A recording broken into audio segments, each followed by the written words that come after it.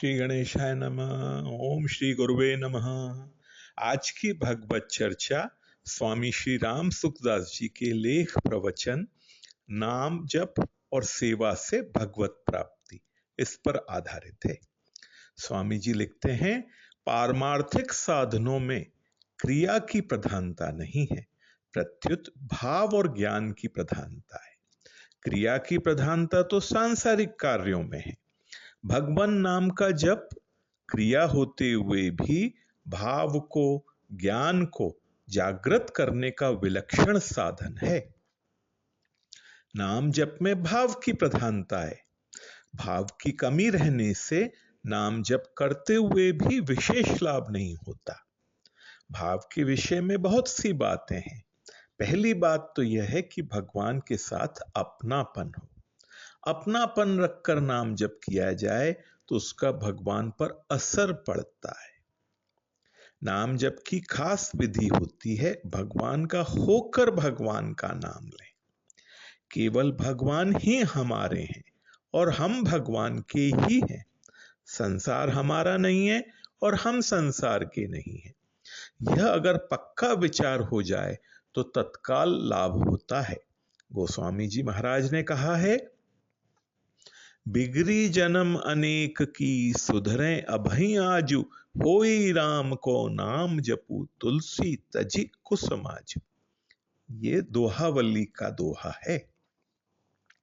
अनेक जन्मों की बिगड़ी हुई बात आज सुधर जाए और आज भी अभी अभी इसी क्षण सुधर जाए। कैसे सुधर जाए? तो तुलसीदास जी कहते हैं, तू राम जी का होकर राम जी को पुकार। परंतु हमारे इससे क्या भूल होती है? हम संसार के होकर भगवान को पुकारते हैं। वास्तव में भगवान ही हमारे हैं। जब हमने संसार में जन्म नहीं लिया था तब भी वे हमारे थे, और जब हम इस संसार में नहीं रहेंगे तब भी वे हमारे रहेंगे। यह संसार पहले भी हमारा नहीं था, आगे भी हमारा नहीं रहेगा, और अभी भी प्रतिक्षण हमारे से अलग हो रहा है। उम्र भी बीतती जा रही है, शरीर भी बीतता जा रहा है, कलयुग का समय भी बीतता जा रहा है। जब हम बालक थे तो अपने को बालक कहते थे, परंतु अब हम अपने को बालक नहीं कहते। क्या हम बता सकते हैं हमने कौन सी तारीख को बालकपन छोड़ा? वास्तव में वो अपने आप छूट गया। इसी प्रकार युवावस्था छूट गई, इसी प्रकार वृद्धावस्था भी छूट जाएगी। छूटने की रीति है। जो निरंतर छूटता चला जा रहा है उसके साथ संबंध केवल हमारा माना हुआ है, वास्तव में संबंध है ही नहीं। परंतु ईश्वर के साथ, परमात्मा के साथ हमारा संबंध पहले भी था, अभी भी है और आगे भी रहेगा। यह संबंध टूटेगा नहीं।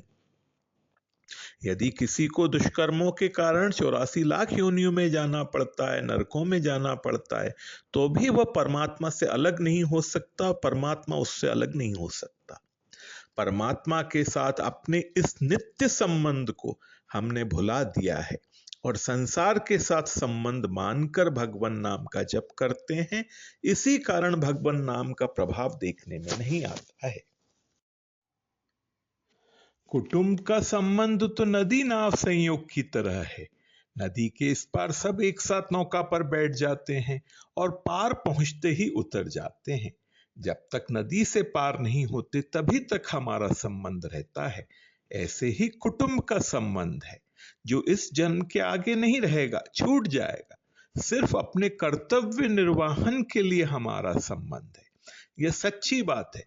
अगर हम इस बात को मान लें कि मैं शरीर संसार का नहीं हूं और शरीर संसार मेरे नहीं है, मैं परमात्मा का हूं, परमात्मा मेरे हैं, मैं अपने परमात्मा का नाम लेता हूं, तो भगवान की ताकत नहीं है कि वे आपकी तरफ कृपा दृष्टि से न देखें। ईश्वर के होकर ईश्वर का नाम का जप करो, होई राम को नाम जपू। बच्चा माँ के साथ जितना घनिष्ठ संबंध रखता है, माँ उतनी ही जल्दी उसके पास आती है। बालक जोर से रो पड़ता है तो माँ अपनी बड़ी लड़की को भेजती है, बेटी जा भाई को समझा। वह भाई के हाथ में खिलौने देती है, वह लड्डू देती है, उसे भी फेंक देता है। अगर वो राजी हो जाए खिलौनों से तो मां उसके पास नहीं आती। इसी तरह नाम जप करने वाले लोगों के पास पहले भगवान धन, सम्मान, आदर ये भेजते हैं। अगर हम उसमें राजी हो जाएंगे तो भगवान स्वयं नहीं मिलेंगे। तो भगवान उन चीजों से हमें राजी नहीं होना है। संतों ने कहा है, हरिया बंदीवान ज्यों करिए कूख पुकार। कोई चारों तरफ से घिरा हुआ हो और वहां से निकलना चाहता हो, वह जैसे पुकारता है, कोई छुड़ाओ छुड़ाओ, ऐसे ही भीतर से बाहर पुकार निकले। हे नाथ, मैं काम, क्रोध, लोभ, ममता, आसक्ति में फंस गया हूं। हे नाथ, मुझे इनसे छुड़ाओ। हे नाथ, मुझे जन्म, जरा, व्याधि, मृत्यु के चक्र से छुड़ाओ। इस तरह आर्त होकर भगवान को पुकारो। नाम लेने का ढंग है अनन्य भाव से नाम लेना। केवल भगवान ही मेरे हैं, भगवान के सिवाय और कोई मेरा नहीं है।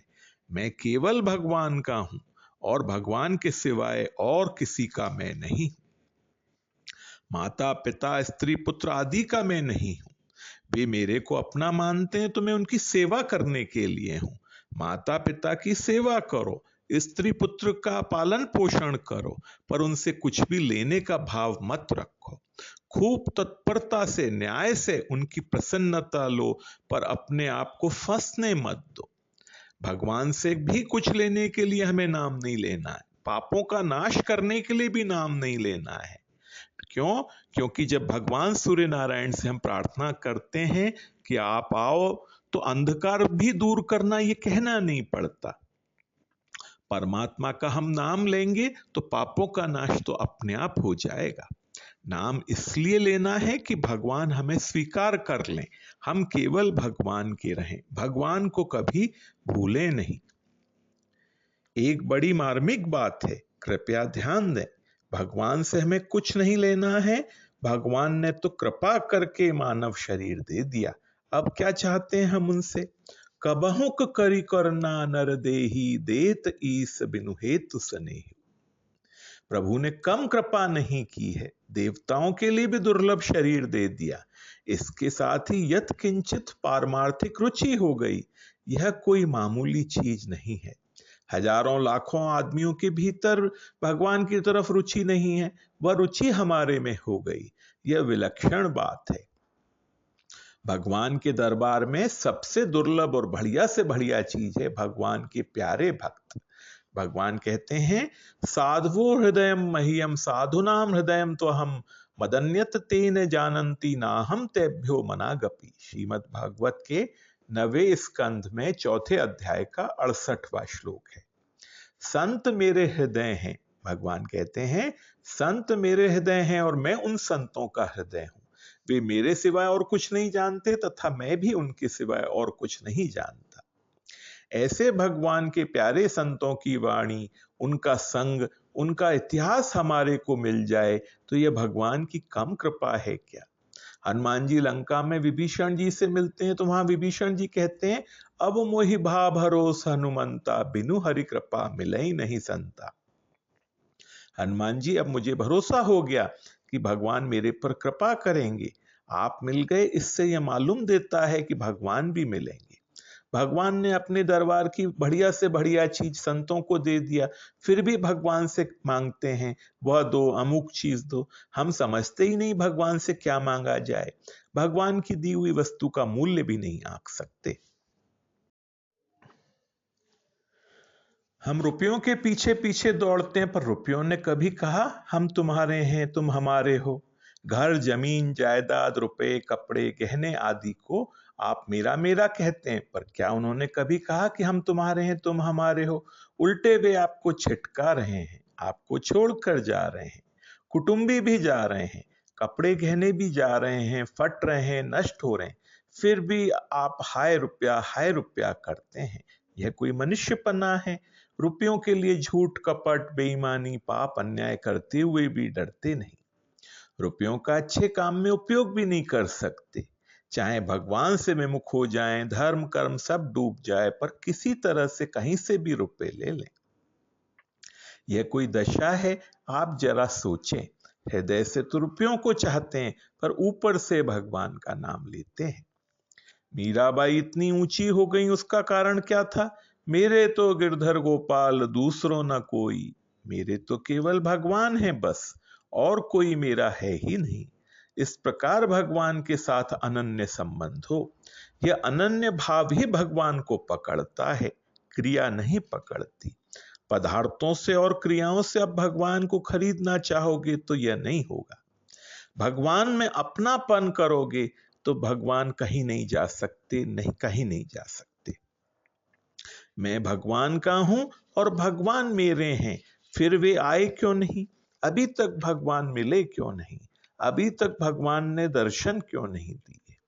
ऐसी व्याकुलता होने पर जब संसार से सर्वथा संबंध विच्छेद हो जाता है, तब भगवत प्राप्ति हो जाती है। संसार के साथ संबंध केवल यथा योग्य सेवा करने के लिए है। शास्त्रों की जो आज्ञा है, भगवान श्री राम का जो आचरण है, उसको देख करके आप संसार की सेवा कीजिए। उन्होंने भाइयों के साथ कैसा व्यवहार किया, उन्होंने माता पिता के वचनों के पालन करने के लिए वन गमन किया। कुटुंब में रहते हुए केवल कुटुंबियों की सेवा करनी है, उनसे कोई वस्तु सेवा लेने की आशा मन में रखनी ही नहीं है।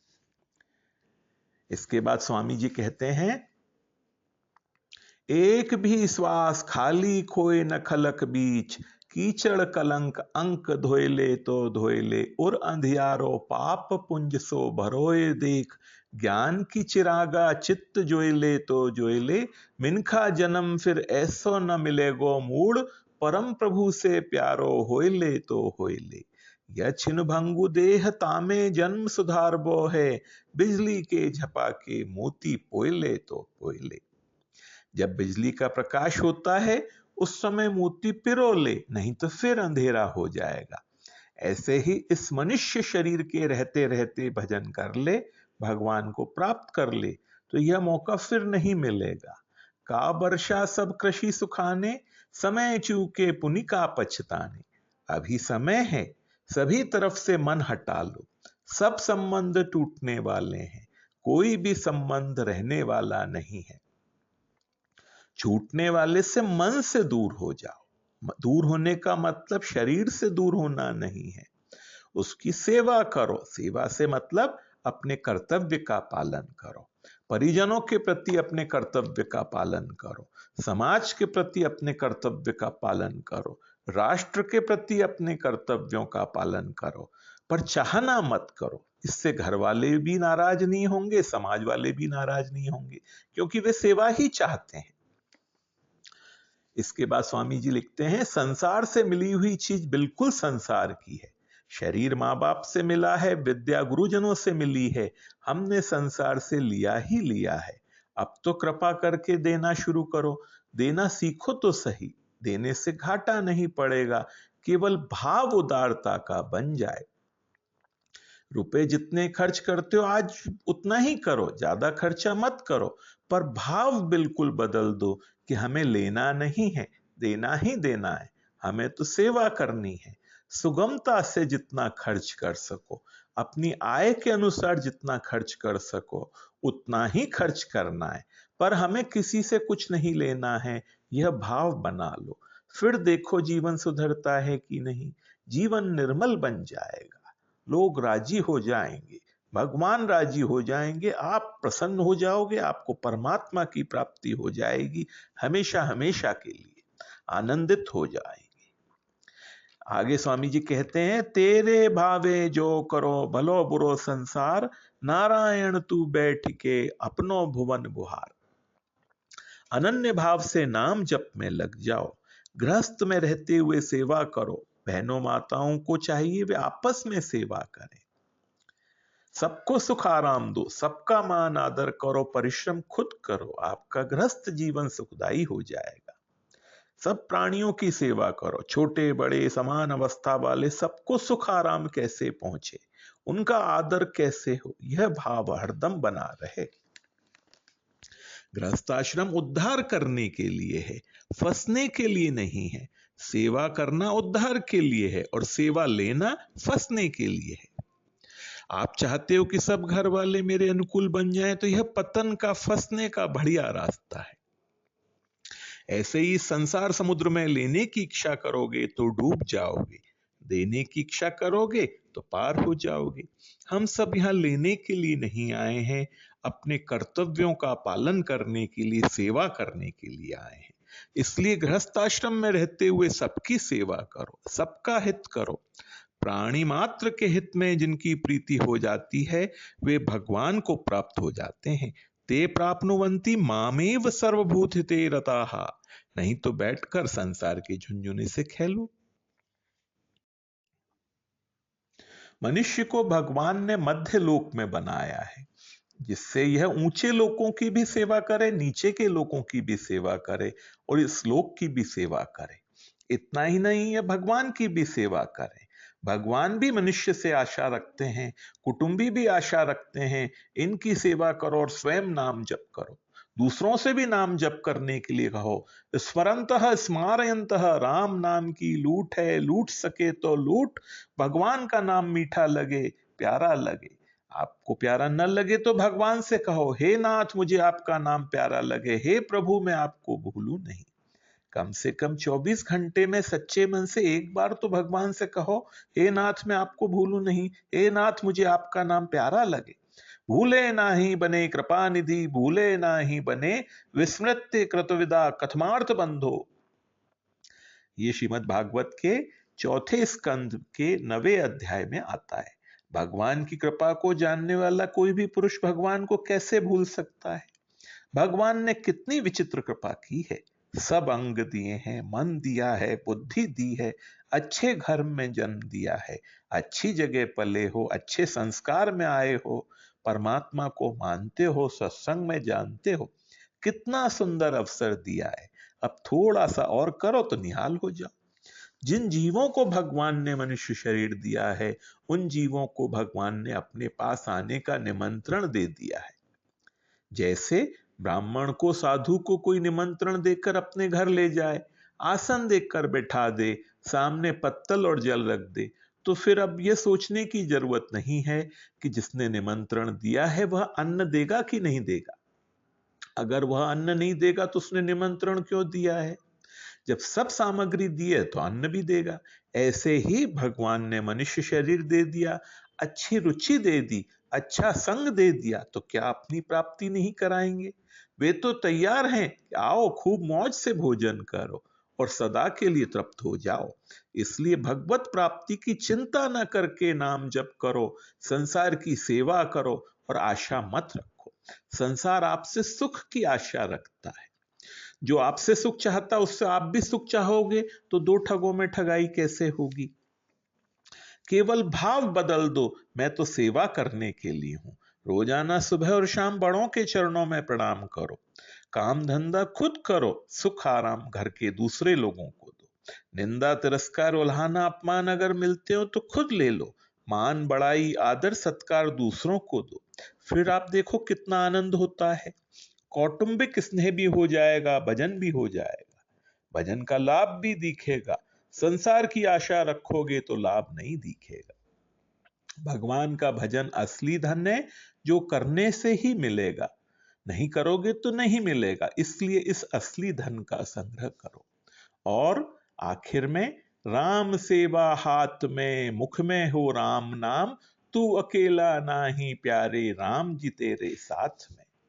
आज की भगवत चर्चा इतनी ही। ओम श्री गुरुवे नमः।